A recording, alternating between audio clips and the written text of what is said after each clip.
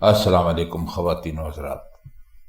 آج مرزا غالب کی جس غزل پر اس محفل میں بات ہوگی اس کا پہلا شعر ہے، ایک جا حرف وفا لکھا تھا وہ بھی مٹ گیا، ظاہرہ کاغذ تیرے خط کا غلط بردار ہے۔ غلط بردار کاغذ وہ کاغذ ہوا کرتا تھا پرانے زمانے میں کہ جس پر کوئی لفظ یا کوئی حرف اگر لکھا ہوا ہو تو اسے آسانی سے مٹایا جا سکے۔ غالباً اس پر کسی قسم کا کوئی مسالہ لگا ہوا ہوتا گا۔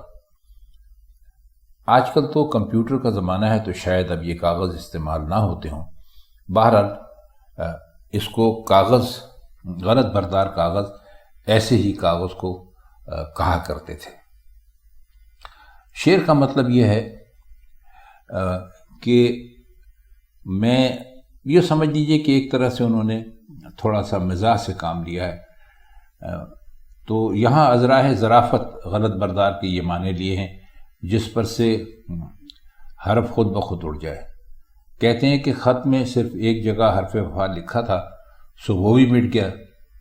اس سے معلوم ہوتا ہے کہ آپ کے خط کا کاغذ غلط بردار ہے، کہ جو بات سچے دل سے اس پر نہیں لکھی جاتی خود بخود مٹ جاتی ہے۔ محبوب نے خط میں حرف وفا لکھا چونکہ محض رسماً لکھ دیا تھا، اور محبوب کا یہ مطلب نہیں تھا کہ ہم آپ سے وفا کرتے ہیں، اس لیے کاغذ نے غلط بردار ہونے کی باعث اسے خود بخود مٹا دیا۔ مطلب یہ ہے کہ محبوب کہیں وفا کا ذکر بھی کر دیں تو اسے سچ نہیں سمجھنا چاہیے، کیونکہ محبوبوں کا جو طبقہ ہے، یہ جو محبوب لوگ ہوتے ہیں، ان سے وفا کی امید ہو ہی نہیں سکتی۔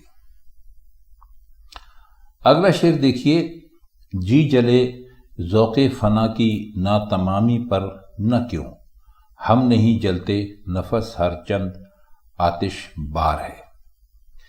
نفس کہتے ہیں سانس کو، اور ذوق فنا کا مطلب ہوتا ہے وہ شوق جو ختم ہو جائے۔ آتش بار وہ ہوتا ہے کہ جس میں سے آگ نکل رہی ہو۔ تو وہ کہہ رہے ہیں کہ ہمارے جو سانس ہیں وہ پے در پے آگ برسا رہے ہیں، لیکن ہم جیسے تھے ویسے ہی رہے اور جلے نہیں۔ ظاہر ہے کہ یہ صورتحال دل کی جلن کا باعث ہے، کیونکہ جو ذوق فنا ناتمام کا ناتمام ہی رہا، یعنی جو ہمیں مرنے کا جو شوق تھا، ذوق فنا تھا، وہ پورا ہی نہیں ہو سکا۔ تو اچھا شعر ہے، بس اس کے یہی مطلب ہو سکتا ہے۔ اگر اس کو اور زیادہ بڑھائیں تو یہ بھی ہو سکتا ہے کہ ہمارا جو ذوق فنا ہے وہ پورا نہ ہونے پر ہمارا جی جلتا ہے کہ ایک بار جلا کیوں نہیں دیتا۔ تو بہرحال مرزا غالب نے شعر کہا ہے تو اچھا ہی ہے، اس کا اتنا ہی مطلب ہو سکتا ہے۔ اگلا شعر دیکھیے، آگ سے پانی میں بجھتے وقت اٹھتی ہے صدا، ہر کوئی درماندگی میں نالے سے ناچار ہے۔ مرزا غالب کا بہت ہی زبردست تجربہ تھا۔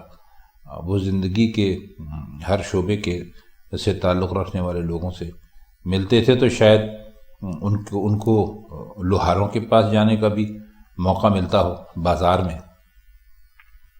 تو آپ نے یہ دیکھا ہوگا کہ جب بہت ہی کسی گرم اور دہکتے ہوئے لوہے کے ٹکڑے کو پانی میں ڈالتے ہیں تو اس میں ایک چھن کی سی آواز پیدا ہوتی ہے۔ تو انہوں نے اسی آواز سے یعنی اسی آواز کے معنی کو اپنے شعر میں استعمال کیا ہے۔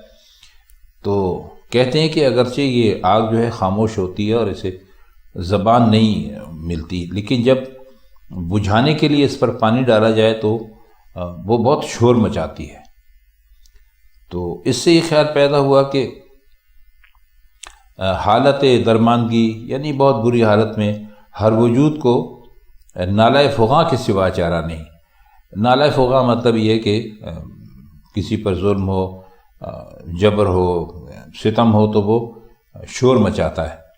تو وہ کہتے ہیں کہ ہر وجود کی طرح آگ بھی ایک وجود ہے، اور ظاہر ہے کہ آپ آگ پر پانی ڈالتے ہیں تو اسے ختم کرنے کے لیے جانتے ہیں، اور تو وہ آگ جو ہے وہ نہ چاہتے ہوئے بھی اسے بجھنا پڑتا ہے. تو بہت اچھا شعر ہے. اگلا شعر دیکھیے، ہے وہی بدمستی ہر ذرہ کا خود عذر خواہ، جس کے جلوے سے زمیں تا آسماں سرشار ہے. بدمستی کہتے ہیں اپنے حال میں مست رہنے کو، اور عذر خواہ کہتے ہیں کوئی معذرت چاہنے والے کو، اور سرشار کا مطلب ہوتا ہے لبریز، بھرا ہوا، بہت زیادہ. تو اس کی تشریح اساتذہ نے مختلف طریقے سے کی ہے. انہوں نے کہا کہ اس کائنات میں اس کی مخلوق سے ہستی اور خود رفتگی میں جو کچھ سرزد ہو رہا ہے، یعنی از خود رفتگی میں، یعنی خود بخود جو آپ ہو رہا ہے، اس کا الزام کسی پر نہیں لگایا جا سکتا. ان کے اندر جان اور حرکت تو اس حقیقی وجود کی وجہ سے ہے جس کے جلوے زمین و آسمان پہ ہر جگہ دیکھے جا سکتے ہیں. کہنے کا مطلب یہ ہے کہ اس کائنات میں، اس دنیا میں جو کچھ بھی ہو رہا ہے،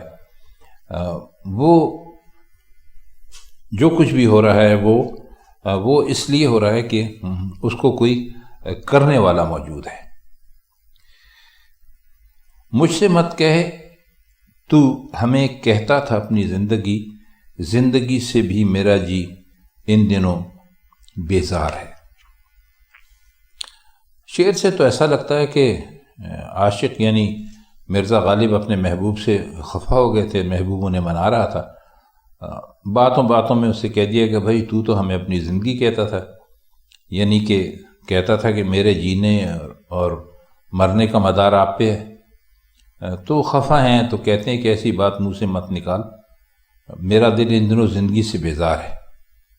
یعنی جب حقیقی چیز سے بیزار ہیں تو اس سے بیزار کیوں نہ ہوں گے جس سے مجازی زندگی کہتے ہیں. تو عشق و محبت میں اس قسم کے معاملات بھی پیش آتے رہتے ہیں، اور عین ممکن ہے کہ ایسے واقعات پیش آئیں. لیکن مرزا غالب نے اسے کتنے اچھے انداز سے باندھا ہے، اس پہ بھی آپ ضرور غور کیجیے. شعر دیکھیے کہ آنکھ کی تصویر سر نامہ پہ کھینچی ہے کہ تا تجھ پہ کھل جاوے کہ اس کو حسرت دیدار ہے. تا کا مطلب ہے تاکہ، آپ اس کو تاکہ مطلب یہ لکھیے. تو جو سرنامہ ہوتا ہے وہ کہتے ہیں پتے کو، تو یعنی کوئی بھی پتہ ہوتا ہے، ایڈریس جسے کہتے ہیں انگریزی میں. تو کہتے ہیں کہ میں نے جب تجھے خط بھیجا تو پتہ لکھنے کی جگہ پر آنکھ کی تصویر کھینچ دی تاکہ تجھے پتہ لگے کہ میری حسرت دیدار کا کیا حال ہے. کھل جائے سرنامہ سے بھی مناسبت ہے اور آنکھ سے بھی. اس معنی میں یہ مختصر سا شعر ہے، لیکن اس کے معنی کافی اچھے اور گہرے ہیں. تو خاتون حضرات، یہ تھی مرزا غالب کی آج کی غزل جس پر ہم نے آپ سے کچھ بات کی. تو بس آج کے لیے اتنا ہی. مرزا غالب کی کسی اور غزل کے ساتھ انشاءاللہ آپ سے کسی اور محفل میں پھر ملاقات ہوگی. تب تک کے لیے ہم آپ سے اجازت چاہتے ہیں. خدا حافظ.